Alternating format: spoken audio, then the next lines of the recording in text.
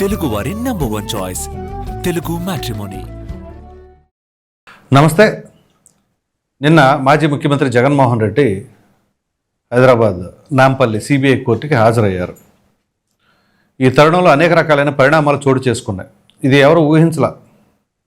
ఎలాగంటే బేగంపేట ఎయిర్పోర్ట్ దగ్గర నుంచి ర్యాలీలు, అభివాదనాలు ఇవన్నీ చేసుకుంటూ దాని తగ్గట్టుగా దారిలో మరలా యాజ్ యూజువల్గా రపా ఫ్లెక్సీలు, స్లోగన్స్ ఇవన్నీ కూడా చూసాం.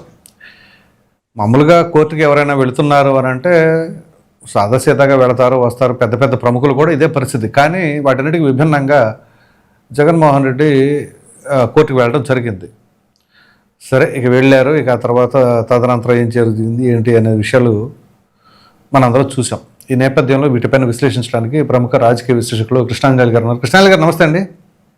నమస్తే ప్రసాద్ గారు. సార్, ముందుగా మాజీ ముఖ్యమంత్రి జగన్మోహన్ రెడ్డి దాదాపు 6 సంవత్సరాల 2-3 నెలల తర్వాత అనుకుంటా బహుశా ఆయన నాంపల్లి సిబిఐ కోర్టుకు రావడం జరిగింది. సో ఆయన వచ్చిన విధానాన్ని ఒకసారి పరిశీలిస్తే ఏ విధంగా ఉందంటారు? ప్రసాద్ గారు, సార్, మాజీ ముఖ్యమంత్రి వైఎస్ జగన్మోహన్ రెడ్డి ఆయన ప్రతిపక్షంలో ఉన్నప్పుడు 2019కి ముందు పాదయాత్ర చేసేటప్పుడు కూడా ఆయన వారం శుక్రవారము నాంపల్లి కోర్టుకు హాజరయ్యారు. ఆ కోర్టుకు హాజరవ్వాలనేటువంటి పేరుతో పాదయాత్రకి కొంత విరామం ఇచ్చేటువంటి వాడు. ఒక 2 రోజులు విరామం ఇచ్చేసి హైదరాబాద్ లో లోటస్ పాండ్కి వెళ్ళి మళ్ళీ ఒక 5 రోజుల పాటు ఇక్కడ పాదయాత్ర చేసేవాడు. ఎప్పుడైతే ఆయన ముఖ్యమంత్రి అయ్యాడో, నేను ముఖ్యమంత్రి అయ్యాను, చాలా బిజీగా ఉన్నాను, పరిపాలనా పరమైనటువంటి విషయాలు ఉన్నాయి, నేను రాలేను కోర్టుకు అని చెప్పాడు. వాస్తవంగా అయితే కోర్టుకు ఎవరు వెళ్తారు? నేరారోపణలు. ఈ నేరారోపణలు ఎదుర్కొనేటువంటి వాళ్ళు సామాన్యుడైనా, ముఖ్యమంత్రి అయినా, ప్రధానమంత్రి అయినా, మంత్రి అయినా, ఎవరైనా సరే అండి, అందరూ సమానమే చట్టం ముందు. ఖచ్చితంగా నేరారోపణలు ఎదుర్కొనేటువంటి వాళ్ళు కోర్టు హాజరు కావాలంటే హాజరు కావాల్సిందే తప్ప నేను బిజీలో ఉన్నాను అని చెప్తే కుదిరేటువంటి పని కాదు. కానీ మాజీ ముఖ్యమంత్రి జగన్మోహన్ రెడ్డికి, ఆయన ముఖ్యమంత్రి అయిన సమయం 5 ఏళ్ళు కోర్టుకు రాలేదు. ఇప్పుడు సంవత్సరంన్నర అయింది, ఈ సంవత్సరంన్నర నుంచి కోర్టుకు రాలేదు, కోర్టు ముఖం కూడా చూడలేదు. మీరు భారతదేశంలో ఏవైనా ఒక సామాన్యుడికి ఈ విధమైనటువంటి వెసులుబాటు దొరికిద్దా అండి? అంటే ఎందుకు ఈ వెసులుబాటు? ఎందుకు జగన్మోహన్ రెడ్డి ఈ విధంగా కోర్టుకి ఎగనామం పెడితే ఎందుకు కోర్టులు ఉపేక్షిస్తున్నాయి అనేటువంటి విషయం కూడా ఇప్పుడు దేశవ్యాప్తంగా కూడా, లేకపోతే ప్రజానీకంలో, ఆంధ్రప్రదేశ్ లో కానివ్వండి, చర్చనీయాంశంగా మారినటువంటి అంశం. సరే, ఇప్పుడు కోర్టులకు వెళ్ళేటువంటి సమయము, అదే విధంగా జైలుకు వెళ్ళేటువంటి సమయము, లేకపోతే పోలీస్ స్టేషన్కి వెళ్ళేటువంటి సమయము, లేదంటే ఆసుపత్రికి వెళ్ళేటువంటి సమయం, లేకపోతే ఆరోగ్యంతో ఆసుపత్రికి, ఇవన్నీ కూడా మన చేతుల్లో లేని వ్యవహారాలండి వాస్తవంగా అయితే. ఇప్పుడు కోర్టుకు వెళ్ళేది ఎందుకు? నేరారోపణలు ఎదుర్కొని ఒక నిందారోపణలు అవి తేలేంత వరకు కూడా, ఒకవేళ అవి నిర్ధారణ అయితే జైలుకు పోవాలి, నిర్ధారణ కాకపోతే అప్పుడు ఇంటికి వెళ్ళొచ్చు. కానీ అప్పుడు వరకు నువ్వు నేరారోపణలో ఒక మచ్చ ఎదుర్కొన్నటువంటి పరిస్థితి. మరి ఇలాంటప్పుడు నేను పండగలుగా, ఊరేగింపులుగా డప్పులు వేసుకొని నేను వెళ్తాను అనేటువంటిది ధోరణి బహుశా రాజకీయ నాయకుల్లో ఒక రకంగా ఇది బరితెగింపుకు నిదర్శనంగా కనపడుతుందండి. మా మీద ఏ నేరారోపణలు వచ్చినా, తప్పులు చేసినా, మేము ఏమన్నా సరే మాకు సిగ్గు లేదు, ఎగ్గు లేదు అనేటువంటి విధంగా ఒక బరితెగింపుగా కనపడుతున్నటువంటి వ్యవహారం ఇది జగన్మోహన్ రెడ్డిలో ఇది మరింత ఎక్కువగా కనపడుతుంది.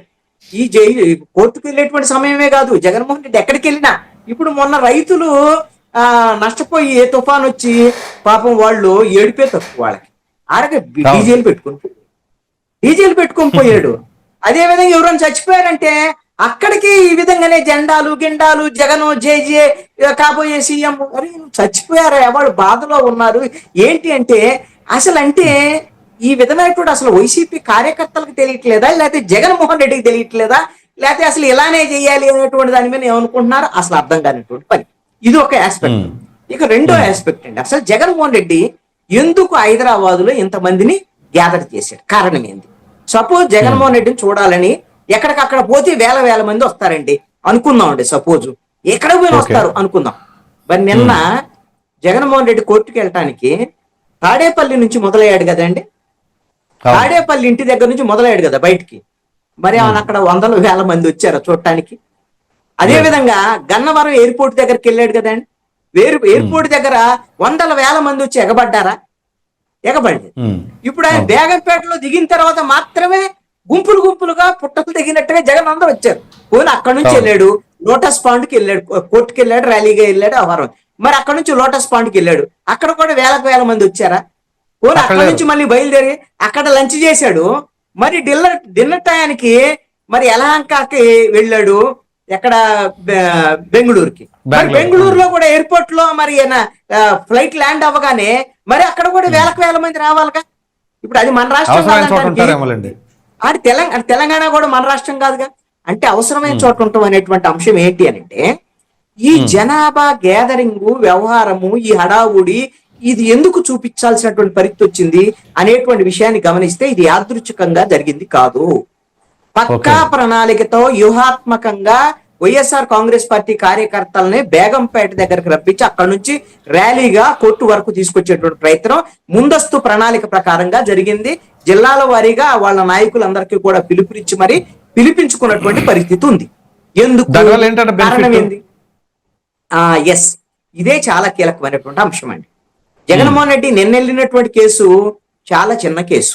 ఆయన కేవలము ఆయన యూరోప్ వెళ్ళినటువంటి పర్యటనకు సంబంధించి కోర్టు అనుమతి ఇచ్చింది. అనుమతి అయిన తర్వాత ఏం చెప్పింది అని అంటే, అయ్యా నువ్వు అక్కడ నుంచి వచ్చిన తర్వాత ఒకసారి కోర్టు కనపడు అని చెప్పింది. ఇది కోర్టు సంప్రదాయం. అయితే ఆయన ఏమన్నాడంటే, నేను వస్తే చాలా మరి ట్రాఫిక్ జామ్ అయింది, భద్రతకు సంబంధించిన పోలీసులు యంత్రాంగం మొత్తం పనిచేయాలి, ఖర్చు చాలా ఉంటది, ఇదంతా కూడా అసలుకే ప్రభుత్వాలు చెయ్యలేవు నేను వస్తే అనేటువంటి విషయాన్ని ఆయన చెప్పాడు. నేను ఆన్లైన్ లో హాజరవుతాను. అదంటే కాదు నువ్వు ఖచ్చితంగా రమ్మని, నువ్వు ఖచ్చితంగా వెళ్ళాలి. మరి వెళ్ళాలన్నప్పుడు జగన్మోహన్ రెడ్డి ఏంటి, తను అన్న మాట ఏదైతే ఉందో తను ఈ విధంగా చెప్పాడు కదా, నేను వస్తే మామూలుగా ఉండదు అని చెప్పాడు కదా, అది కోర్టుకు చూపించాలి ఒకటి. మరి ఇప్పుడు చూపించటం వల్ల ఇప్పుడిప్పుడుగా ఈ కేసులో ఏం లేదు. నిన్న కేసు ఆయన హాజరయ్యాడు, అయిపోయింది, ఆ కేసు క్లోజ్. ఆ కేసులో ఏం లేదు. మీరు గమనించండి, గత 2012లో నమోదైనటువంటి కేసులకు సంబంధించి డజను సిబిఐ కేసులు, అరడజను ఈడీ కేసులు, ఇప్పుడు ఈ కేసుల విచారణ రాబోతుంది, కోర్టులో విచారణ జరగబోతుంది. ఆ కోర్టులో గిన విచారణ జరిగితే ఈయన దాదాపుగా ఇంతకు ముందు శుక్రవారం కాదండి, ఈ 18 కేసులు 20 కేసులు ఇలాంటి ఎన్నిటికి వరుసనే విచారణ మొదలైతే రోజువారీగా కూడా కోర్టుకు హాజరు కావాల్సి ఉంది జగన్మోహన్ రెడ్డి భవిష్యత్తులో. కోర్టుకి హాజరు కావాలంటే ఖచ్చితంగా హాజరవ్వాలి. మరి అలాంటి పరిస్థితుల్లో భవిష్యత్తులో నేను కోర్టుకి వస్తే ఇదిగో ఈ విధంగా ఉంటది, జనం మా కార్యకర్తలు వేలకు వేలు వస్తారు, ఒక ప్రవాహం లాగా వచ్చేస్తారు, అనూహ్యంగా వచ్చేటువంటి ఈ జనాభాని పోలీసులు అదుపు చేయలేరు, ట్రాఫిక్ జామ్ అయిపోయింది, భద్రతకు సంబంధించినటువంటి వ్యవహారాలు తలెత్తి ప్రభుత్వానికి చాలా కష్టంతో కూడుకున్న పని, డబ్బులు చాలా ఖర్చు అయ్యేటువంటి పని అనేటువంటి విషయాన్ని కోర్టుకి భవిష్యత్తులో, అంటే తన కేసుల విచారణకు రాకుండా ఒకవేళ ఆయన ఎగ్జంప్షన్ పొందటానికి కావలసినటువంటి ఎలిబిని క్రియేట్ చేసుకుంటున్నాడు. అయితే మరి ఈ విషయంలో రేపొద్దున మీరు గమనించండి, మరి దీన్ని కోర్టు అంగీకరిస్తుందా వ్యవహారం అని అంటే, ఈయన కోర్టుకు చెప్తాడు రేపొద్దున పిలిచినప్పుడు, ఈ కేసులకు సంబంధించినటువంటి విచారణ పిలిచినప్పుడు, మీరు కావాలంటే చూడండి ఆ రోజున బేగంపేటకి ఎంతమంది వచ్చారు, ఏ విధంగా ఇబ్బంది అయింది, మీరు కావాలంటే తెలంగాణ పోలీసులు అడగండి, నేను వస్తే ఇబ్బంది ఉందా లేదా అనేటువంటి దాని మీద. మరి కోర్టు ఏం చూస్తుంది, తన ముందున్నటువంటి కాగితాలు, తన ముందున్నటువంటి ఆధారాలు అనేటువంటి విషయాన్ని ఈయన ఏమైతే చెప్పాడో దాని విషయానికి సంబంధించి ఏంటి ఇతను మన నాంపల్లి కోర్టుకు వస్తే లేకపోతే ఏసీబీ కోర్టుకు వస్తే రోజువారీ విచారణకు వస్తే మీరు భద్రత కల్పించగలరా లేరా, ఈయన వస్తే మీకు ఏమన్నా ఇబ్బంది ఉందా, ఏమన్నా ఈయనకు సంబంధించినటువంటి వ్యవహారంలో మీరు ప్రభుత్వం ఏ ప్రయాసాలకు ఏమైనా గురైద్దా, మీ వల్ల ఇద్దా కాదా చెప్పండి అని తెలంగాణ ప్రభుత్వాన్ని అడగొచ్చు.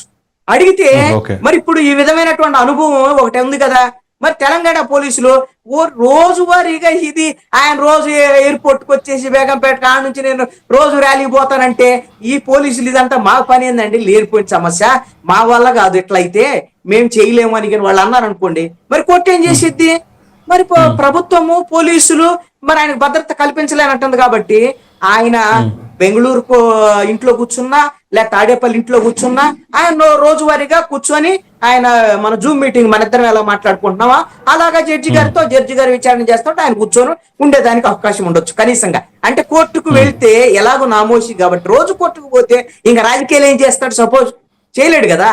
అందుకని కోర్టుకు వెళ్లకుండా తను వస్తే ఏదో భూమండలం బద్దలైద్ది అనేటువంటి విధంగా చూపించాలనేటువంటి ప్రయత్నం అనేటువంటిది దాంట్లో భాగమే నిన్న చేసినటువంటి అంశం. ఇది ఒకటి. రెండవది ఏంటి జగన్మోహన్ రెడ్డి ఏమనుకున్నాడు అని అంటే 2024 ఎన్నికల్లో మీరు చూడండి, ఆ రోజున మేము 151 నుంచి 175కి వెళ్ళిపోతున్నాం. ఇక తిరుగులేదు నాకు. ఆంధ్రప్రదేశ్ లో ప్రజలు మాకు పట్టం కడుతున్నారు. చంద్రబాబు నాయుడు ఓడిస్తాం కుప్పంలో, పవన్ కళ్యాణ్ మళ్ళీ ఓడిస్తాం, నారా లోకేష్ మళ్ళీ ఓడిస్తాం, పిఠాపురమా ఎక్కడైనా సరే మళ్ళీ ఓడిస్తాం, ఎన్నిసార్లు పోటీ చేసిన ఓడిస్తాం, అసలు తిరుగులేదు, అసలు ఎవడు గెలవటానికి లేదు, నేను తప్ప మా పార్టీ తప్ప అని ఆయన ఒక్క రకమైనటువంటి ఒక పిక్ దీనికి వెళ్ళిపోయాడు. తీరా ఎన్నికల ఫలితాలు వచ్చాయి. ఎప్పుడు? జూన్ 4వ తేదీ. మైండ్ బ్లాక్ అయిపోయింది దెబ్బకి. దిమ్మ తిరిగి మైండ్ బ్లాక్ అయింది అంటారు కదా, అలాగా మైండ్ ఏమైంది?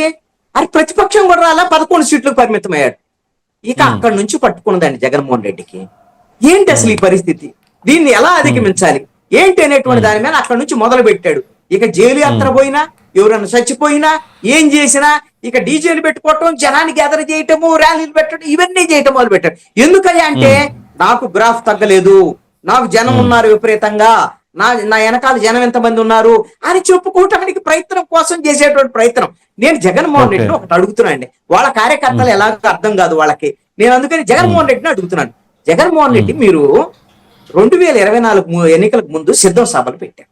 సిద్ధం సభలో నాకు తెలిసి అయితే భారతదేశంలో అప్పుడు వరకు కూడా సిద్ధం సభలు జరిగినట్టుగా ఒక్కొక్క సభకి కనీసం కొన్ని సభలకైతే 10 లక్షల మంది కూడా వచ్చారండి. 4 లక్షలు, 5 లక్షలు, 6 లక్షలు, 10 లక్షల మంది కూడా వచ్చారు. అసలు సిద్ధం సభలు అనేది ఒక కాన్సెప్ట్. అసలు ఆ కాన్సెప్ట్ అప్పుడు వరకు ఎవరు కనిపెట్టలేదు. ఆ తర్వాత ఇప్పుడు విజయ్ టీవీకే సంబంధించినటువంటి అధ్యక్షుడు ఇప్పుడు తమిళనాడులో అలాంటి సభలు పెడుతున్నాడు. వీళ్ళని చూసే ఆ రోజున మరి అన్ని సభలు పెడితే జనం విపరీతంగా బ్రహ్మరథం పెట్టారు, లక్షలకు వచ్చారు. అసలు మీరు వీడియో కానీ ఇలా తిప్పుతుంటే ఎటు చూసినా జనమే కనపడుతున్నారు సాక్షి టీవీలో. అంతమంది వస్తే మరి ఏమైంది? మరి దాన్ని చూసే కదా మరి మీ కళ్ళు నెత్తికెక్కి 175కు 175 అసలు ఎవడు లేడు ఇక్కడ రాష్ట్రంలో, ఇక మేమే 25 ఏళ్ళు అని అనుకున్నప్పుడు నువ్వు 11 కిందకు పడిపోయి. కారణం ఏంది అంటే నువ్వు బలవంతంగా నువ్వు వాపును బలుపుగా చూపించి జనం అందరం తీసుకొని వచ్చినంత మాత్రం జనం పిలిస్తే ఎవరు సభలకైనా వస్తారు. ఏదో ఒక అదొక ఎంటర్టైన్మెంట్, ఏవో ఒక 500 ఇస్తారు, లేదంటే బిర్యానీ ఉంటుంది, ఇవన్నీ కూడా మహిళకి ఏదో చీరో లేకపోతే వ్యవహారమో ఏదైనా ఉంటుంది, కాలక్షేపం. లేదంటే కూలి ఆ రోజు సంబంధించినటువంటి కూలి పని ఏదో ఇంకొక దానికి పోయే బదులు ఇదొక సరదాగా వెళ్దాం అనేటువంటి దాని మీద పండగలాగా ఒక జాతరకి వెళ్ళినట్టుగా వాళ్ళందరూ వెళ్తారు. వాళ్ళకేం రాజకీయం వ్యవహారం. కానీ ఓట్లు ఇచ్చే సమయానికి ఎవరికి వెయ్యాలో, ఎవరికి కోత పెట్టాలో ఏం చేయాలో చేశారు. మరి 11 సీట్లు వచ్చినాయిగా. నువ్వు ఇప్పుడు జనాభాని ఇంతమంది వేసుకొని వస్తే నువ్వు బేగంపేట ఇంతమంది వచ్చారు. మీరు మొన్న జూబ్లీ హిల్స్ లో పోటీ చేస్తే బహుశా మీరు మరి బీఆర్ఎస్ తర్వాత మీరే ఉండేవాళ్ళు, కనీసం బీఆర్ఎస్ తర్వాత అన్న మరి పోటీ చేయలేదు. రేపొద్దున జిహెచ్ఎంసీ ఎన్నికలు ఏమైనా పోటీ చేస్తారా? లేదు అంటే తెలంగాణలో కూడా మీకు గట్టిగా ఉంది అనేటువంటి దాని మీద Telangana sarpanch local bodies elections వస్తున్నాయి. తెలంగాణలో కూడా పార్టీని ఇంకా కంటిన్యూ చేయండి, మా అన్నకు బాగుంది అని చెప్పేసి కార్యకర్తలు చెప్పుకుంటున్నారు కదా. ఏమన్నా తెలంగాణలో పోటీ చేయగలరా? జాతీయ పార్టీ కింద ప్రకటించుకోవచ్చు మీరు కూడా. హాయిగా లేదు కదా. అదే విధంగా ఇప్పుడు మీ 11 సీట్లు ఏమన్నా 12 సీట్లు అవుతాయా? అంతమంది అక్కడ వచ్చారు, లేక జనం విపరీతంగా వస్తున్నారు, 12 సీట్లు అవుతాయా? లేక పోనీ 18 సీట్లు అయి ప్రతిపక్ష హోదా అన్న అవుతుందా? మీరు కోర్టుకి వెళ్ళి గింజుకుంటున్నారు కదా, నాకు ప్రతిపక్ష హోదా కావాలి, ప్రతిపక్ష హోదా. మరి జనాభా నాకు ఇంతమంది ఉన్నారు, నా వెనకాల జనం చూడండి అని కోర్టుకి వెళ్ళి నాకు ప్రతిపక్ష హోదా ఇవ్వండి జనాన్ని చూసి అని అడిగితే ఏమన్నా ప్రతిపక్ష హోదా వస్తుందా? రాదు కదా. నువ్వు సీట్లు కావాలి. నీకు ఏమీ రానప్పుడు నువ్వు పోనీ ఏమన్నా ముఖ్యమంత్రి అవుతావా ఇప్పుడుగా ఏమన్నా? మరి ఎందుకు ఇదంతా వ్యయ ప్రయాసాలు తప్ప ఇంకొకటి కానే కాదు. ఇక 3వ అంశం అండి, చాలా కీలకమైనటువంటి అంశము. వాళ్ళ కార్యకర్తలకి వాళ్ళకి ఆయనకి జగన్మోహన్ రెడ్డికి పట్టుకున్న భయం ఉందండి. ఆ భయం ఏంది? ఇంకా 3.5 సంవత్సరాలు ఉంది. ఈ 3.5 సంవత్సరాల్లో, ఈ 1 సంవత్సరంన్నరలో ఒక రకంగా వైఎస్ఆర్ కాంగ్రెస్ పార్టీకి సినిమా కనపడతాం. జగన్మోహన్ రెడ్డి తప్ప దాని చుట్టూ ఉన్నటువంటి వాళ్ళందరి మీద కేసులు వస్తున్నాయిగా, అరెస్టులు జరుగుతున్నాయిగా. రేపో మాపో అవును. జగన్మోహన్ రెడ్డిని అరెస్ట్ చేయాల్సిందేగా, అనివార్యంగా అరెస్ట్ చేయాలి, తప్పని పరిస్థితి. ఎందుకు అనంటే అన్ని ఆధారాలు ఉన్నాయి, అన్ని రకాల కుంభకోణాలు ఉన్నటువంటి పరిస్థితి ఉంది. మరి ఈ క్రమంలో 3.5 సంవత్సరాల పాటు తన కార్యకర్తల మనోస్థైర్యం ఉండాలన్నా, తన పార్టీ నిలబడాలన్నా ఇప్పుడు ఏం చేయాలి అంటే అదే రప్పాకు సంబంధించినటువంటి ఈ విధమైనటువంటి హోర్డింగ్స్ మీరు గమనించండి. రప్పా దాని మీద హెడ్డింగ్ ఏం రాశారు? 2029 ఎన్నికల్లో 88 సీట్లు దాటగానే మీకు గంగమ్మ జాతరలో పొట్టేళ్లు నరికినట్టు రప్పా గొంతులు కోస్తాం అనేటువంటి విధంగా. ఏమంటే నేను ప్రసాద్ గారు ఒకటి అడుగుతున్నానండి, మీకు 88 సీట్లు వస్తాయి, మీరు ముఖ్యమంత్రి కావడానికి కావాలని అర్హత వస్తాయి, లేకపోతే 99 సీట్లు వస్తాయి, లేకపోతే 115 సీట్లు వస్తాయి, అసలు 175కు 175 వస్తాయండి. మీరు అనుకున్న విధంగా అనుకుందామండి, 175కు 175 సీట్లు వస్తే మీకు వ్యతిరేకం ఉన్నటువంటి వాళ్ళు మొత్తాన్ని గంగమ్మ జాతరలో పొట్టేళ్లు నరికినట్టు నరకటానికి, రప్ప గొంతులు కోయటానికి ఏ చట్టమైనా ఒప్పుకుంటుందండి? భారతీయ న్యాయ సంహిత అదే అంటే నువ్వు చట్టం తప్పలేదంటే నువ్వు రాజువు కాదు, నువ్వేమో ఆంధ్రప్రదేశ్ అనేటువంటిది ఏమి మీది ఒక ఐలాండ్ కాదు. మీరు భారత న్యాయ సంహిత బిఎన్ఎస్ కు అనుగుణంగానే మీరు పని చేయాలి కదా. అదే విధంగా భారత రాజ్యాంగానికి అనుగుణంగానే మీరు పని చేయాలి కదా. భారత శిక్షాస్మృతి ప్రకారంగానే మీరు పని చేయాలి కదా.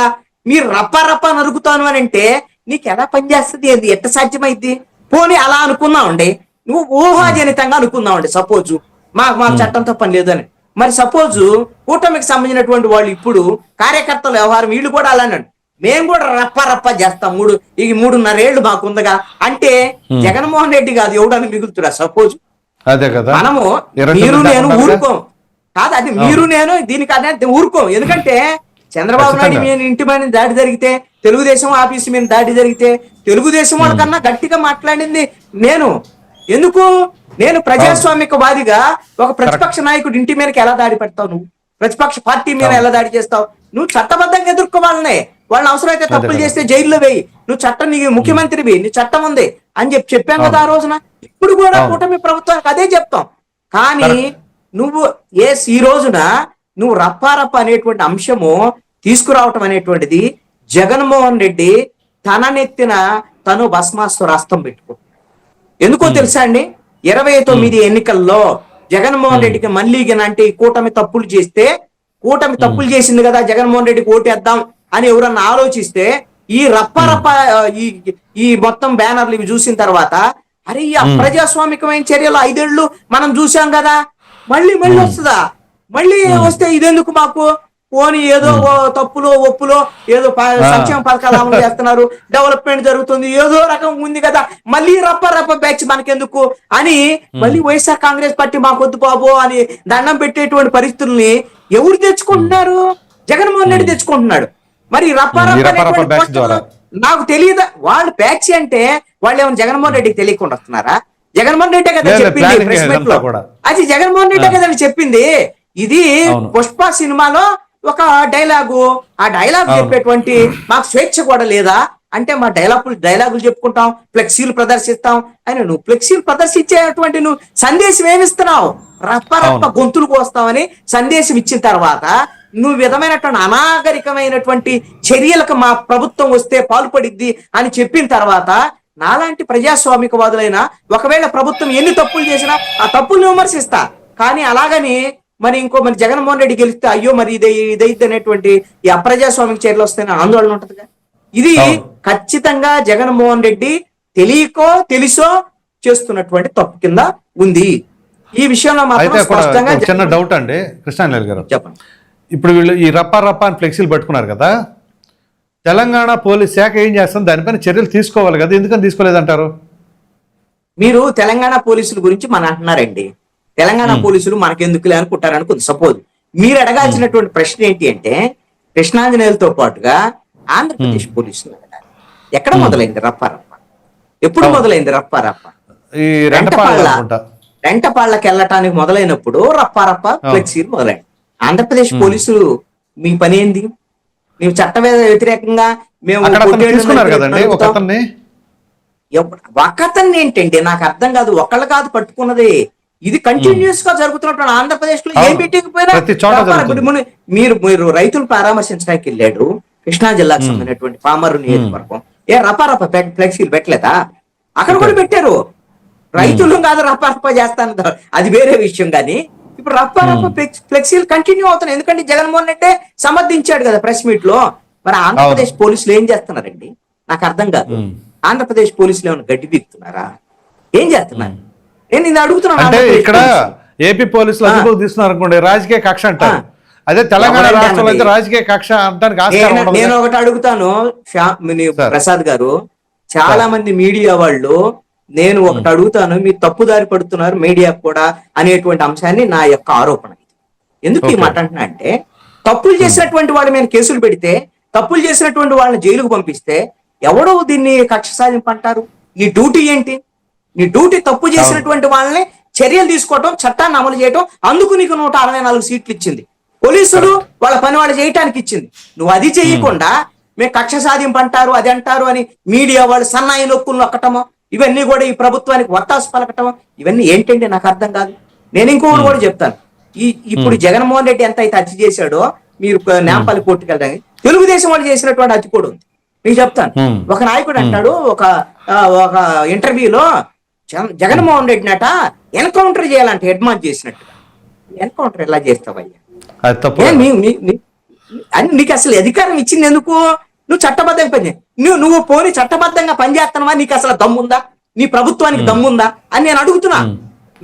చంద్రబాబు నాయుడు ప్రభుత్వానికి, కూటమి ప్రభుత్వం 164 సీట్లు ఇస్తే, జగన్మోహన్ రెడ్డి మీద 1.5 సంవత్సరం కాలంలో ఒక్కటంటే ఒక్కటైనా అవినీతికి సంబంధించినటువంటి కేసు నమోదైందా? పెట్టావా నువ్వు కేసు? నువ్వు కేసే పెట్టడానికి నీకు దమ్ము లేనటువంటి నువ్వు ఎన్కౌంటర్ చేయాలని సిఫారసు చేస్తావా? బుద్ధ ఎంకన్నా ప్రెస్ మీట్ పెట్టాడండి. ప్రెస్ మీట్ పెట్టి అంటాడు, మీకు జగన్మోహన్ రెడ్డి మొత్తము ఈయన బెయిల్ రద్దు చేయించేసి మొత్తం జైలుకు పంపించేస్తాను. నువ్వు బెయిల్ రద్దు అంటే ఆయన 12 కేసులు, సిబిఐ, ఈడీ కేసులు ఇవన్నీ ఉన్నాయా? ఇవన్నీ పాత కేసులు. వీటిలో బెయిల్ రద్దు కోసం రామకృష్ణరాజు ప్రయత్నం చేసి అయిపోయింది, విఫలమయ్యాడు, అన్ని అయిపోయి అన్ని తట్టబుద్ద చదువుకున్నాడు, ఆ వ్యవహారం అంతా అయిపోయింది. నీ పని ఏంది? నువ్వు బుద్ధాంకనే చెప్పాల్సింది. నువ్వు విజయవాడలో ఉంటావు కదా, పక్కనే ఉంటాడు చంద్రబాబు నాయుడు, పక్కనే ఉంటాడు నారా లోకేష్. వెళ్ళి మనము వైట్ పేపర్ రిలీజ్ చేసాము, జగన్మోహన్ రెడ్డి ప్రభుత్వం ఇన్ని కుంభకోణాలు జరిగాయని, ఇన్ని కుంభకోణాలకు సంబంధించినటువంటి వరుసనే కేసులు పెట్టి, జగన్మోహన్ రెడ్డి మీద కేసులు పెట్టండి, అరెస్ట్ చేయండి, జైలుకు పంపండి. దానికి మళ్ళీ ఏదో పాత కేసుల్లో మేము ఆయనకి బెయిల్ రద్దు చేయిస్తామని. నువ్వు పాత కేసుల్లో ఆయన కోర్టుకు పోతుంటేనే దిక్కు లేదు. ఆయనకు ఆల్రెడీ కేంద్ర ప్రభుత్వం దగ్గర ఇంత బారు మందంలో గౌరవం ఉంది, నరేంద్ర మోడీ దగ్గర, అదే విధంగా అమిత్ షా దగ్గర. మన ఆయన కోర్టుకు పోడు, ఆయన మీద మీరు కేసు పెట్టే దమ్ము లేదు, మీరు ఆయన మీద ఏం చేసేటువంటి పరిస్థితి. ఇవన్నీ కూడా మేకపోతు గాంభీర్యమను, ఈ విధంగా తాటాకు చప్పుళ్ళు తప్ప ఎవరిని అరెస్ట్ చేస్తున్నారు వీళ్ళు? జగన్మోహన్ రెడ్డిని అరెస్ట్ చేయలేడు, పెద్దిరెడ్డిని అరెస్ట్ చేయలేడు, ద్వారంపూడి చంద్రశేఖర్ రెడ్డిని అరెస్ట్ చేయలేడు. అయ్యా వెంకటరెడ్డిని, పుల్లారెడ్డిని వీళ్ళని అరెస్ట్ చేస్తారు. వాళ్ళ సాయంత్రానికి బెయిల్ వస్తుంది, ఇంటికి పోతారు.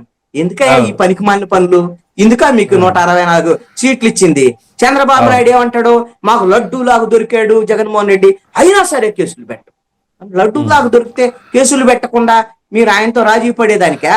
మేము రాష్ట్ర ప్రజలందరూ కూడా 164 సీట్లు ఇచ్చింది, తప్పు చేస్తే ఎవరిని వదిలిపెట్టను, తప్పు చేస్తే లోపలేస్తా అని మీరు ఎన్నికలకు ముందు చెప్పినప్పుడు నువ్వు వేయాలి కదా. నువ్వు మీ అసెంబ్లీలో కదా వైట్ పేపర్స్ రిలీజ్ చేసింది. మీరు వైట్ పేపర్లకు అనుగుణంగా ఏ దర్యాప్తులు జరిగాయి? నేను ఒకటి అడుగుతున్నాను ఈ ప్రభుత్వాన్ని, వైట్ పేపర్స్ ఏమేమి రిలీజ్ చేశారో 7 శాఖలకు సంబంధించి, ఆ కుంభకోణాల మీద ఇప్పుడు వరకు ఏం ఆధారాలు సేకరించారు? ఎవరు దాంట్లో ఏమేం కేసులు పెడుతున్నారు? ఏ సంస్థ దర్యాప్తు చేస్తుంది? ఇది చెప్పానండి. ఏం చేయకుండా ఊరక కాకమ్మ కబుర్లు చెప్పటం అనేటువంటిది, రాజకీయ ప్రచారాల కోసం టీవీల్లో మాట్లాడటము, మీడియాలో మాట్లాడటము, తనకు డబ్బా కొట్టేటువంటి మీడియాలు ఉన్నాయి కదా అని డబ్బా కొట్టించుకోవటం, దీనివల్ల ప్రభుత్వాలకి ఏమీ ఉపయోగం లేదు. జగన్మోహన్ రెడ్డి ఇలాగనే డబ్బా కొట్టుకొని ఏమైంది? ఆ సౌండ్ ఆయనకు బాగానే ఏర్పడింది. జనం ఆ రీసౌండ్ దెబ్బకి అరే బాబు ఈ రీసౌండ్ మాకు వద్దురా బాబు అని జగన్మోహన్ రెడ్డిని ఇంటికి పంపించారు. ఈ విషయం గుర్తు పెట్టుకోవాలి కూటమి. రైట్.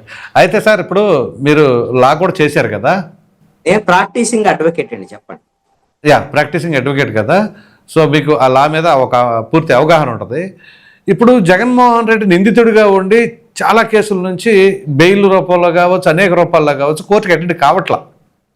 సో ఈ తరుణంలో వాటిని ఏమైనా సరే ఎగ్జాంపుల్గా చూపించి, ఇప్పుడు సాధారణంగా ఉన్నవాళ్ళు, నిందితులుగా ఉన్నవాళ్ళు ఉంటారు కదా, వాయిదాలకి కోర్టులకు అటెండ్ అయ్యేవాళ్ళు, వాళ్ళు దీన్ని రెఫరెన్స్ కింద యూజ్ చేసుకుంటూ ఏమైనా పిటిషన్ దాఖలు చేసి ఇదిగో జగన్మోహన్ రెడ్డిని అయితే ఆ రకంగా బెయిల్ ఇచ్చేశారు, వాయిదాలకు రావట్లేదు, మరి మమ్మల్ని ఎందుకు రమ్మంటున్నారు అని చెప్పేసి ఏమైనా పిటిషన్లు వేయొచ్చు అంటారా? అలాంటి అవకాశాలు ఉంటాయా?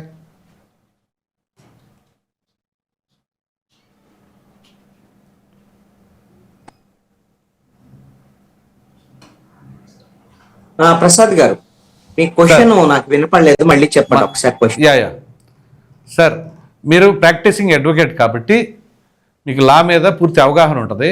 సో ఇప్పుడు జగన్మోహన్ రెడ్డి ఎలాగైతే వాయిదాలకి అటెండ్ కావట్లా, సుదీర్ఘకాలంగా బెయిల్ పైన ఉన్నారు, అలాగే ఇప్పుడు సాధారణ పౌరులు ఎవరెవరిపైన అయితే ఏ కేసులైనా నిందితులుగా ఉన్న క్రమంలో వాళ్ళు ఒక వాయిదాకి 2 వాయిదాలకు వెళ్ళకపోతే అరెస్ట్ వారెంట్ జారీ అయ్యింది.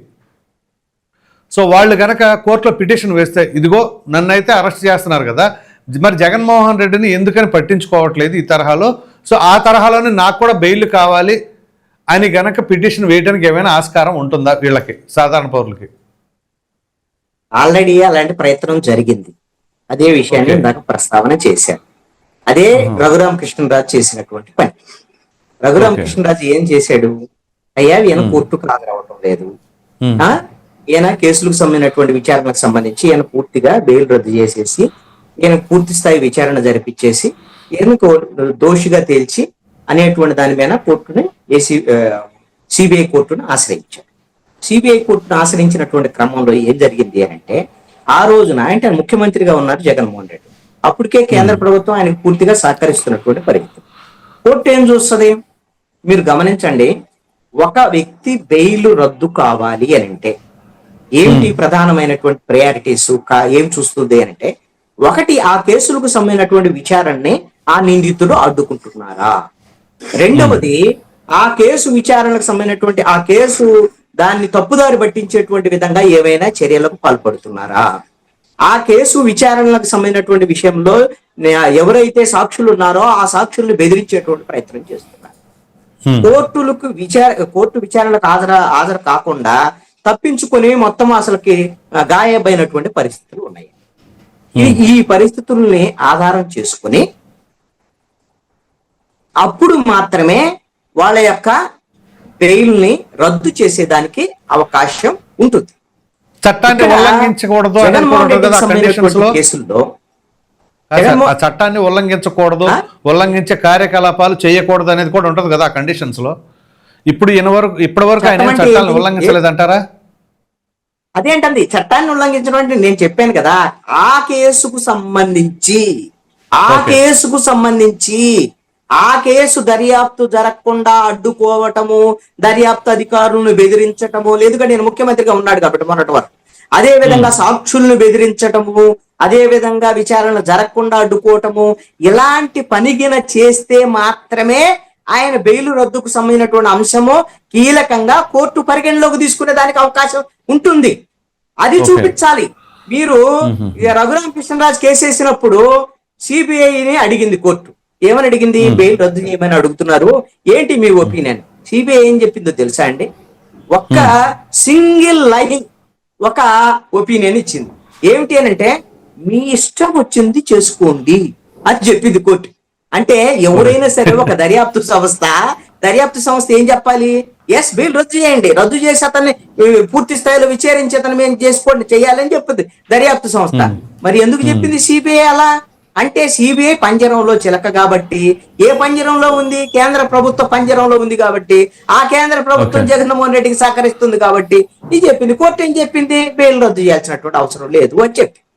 అయితే ఇక్కడ జగన్మోహన్ రెడ్డి ఇప్పుడు 6 ఏళ్ల పాటు కోర్టు విచారణకు హాజరు. 2012లో ఆయన మీద కేసులు నమోదయ్యాయి. ఇప్పటి వరకు ఈ కోర్టులు ఒక సుదీర్ఘ కాలంగా విచారణలో కొనసాగుతూనే ఉన్నటువంటి పరిస్థితి ఉంది. ఈ నేపథ్యంలో ఖచ్చితంగా సుప్రీంకోర్టు ఆదేశాల ప్రకారంగా సుప్రీంకోర్టు ఆదేశాల ప్రకారంగా ఈ 2012 నుంచి సుదీర్ఘ కొనసాగుతున్నటువంటి పరిస్థితిలో సుప్రీంకోర్టు ఏం చెప్పిందంటే, ప్రజాప్రతినిధులకు సంబంధించినటువంటి వాళ్ళ మీద ఉన్న కేసులకు సంబంధించి త్వరితగతిన విచారణ జరిగేటువంటి విధంగా ప్రత్యేకంగా ఈ కేసుల విచారణ కోసమే ప్రత్యేక న్యాయస్థానాలను ఏర్పాటు చేసి త్వరితగతిన విచారణలు చేయమని ఇప్పటికే ఆదేశాలు జారీ చేసింది.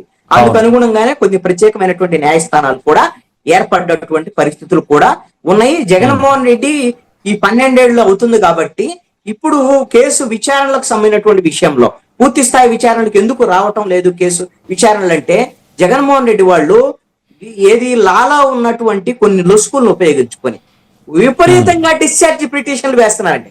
కోర్టు చాలా బిజీగా ఉండేటువంటి విధంగా కోర్టు ఈ పనిలో ఇక ఎప్పటికప్పుడు బిజీ ఉంటది. అసలు కేసు విచారణ రాదు, ఈ డిశ్చార్జ్ పిటిషన్లు వేస్తూ ఉంటారు. అది ఒక వ్యూహాత్మకంగా జరుగుతుంది. దీని మీద కూడా సుప్రీంకోర్టు గట్టిగా సీరియస్ అయింది.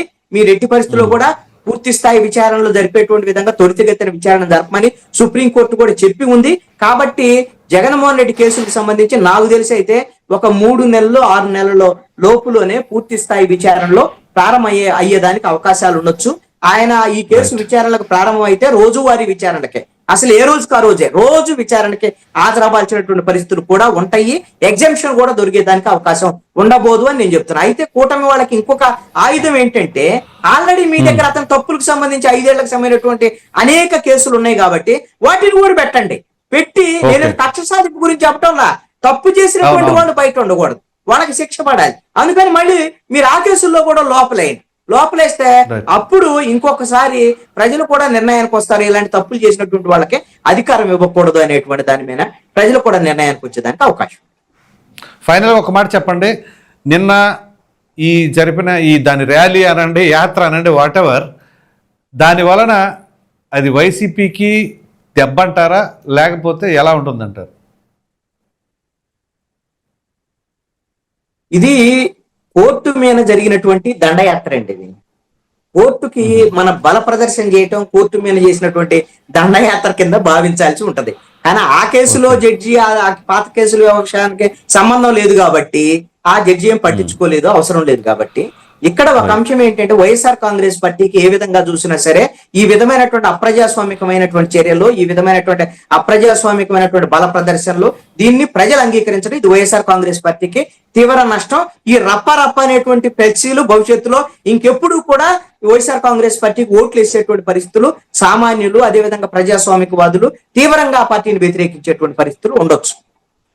రైట్ సార్, ధన్యవాదాలండి.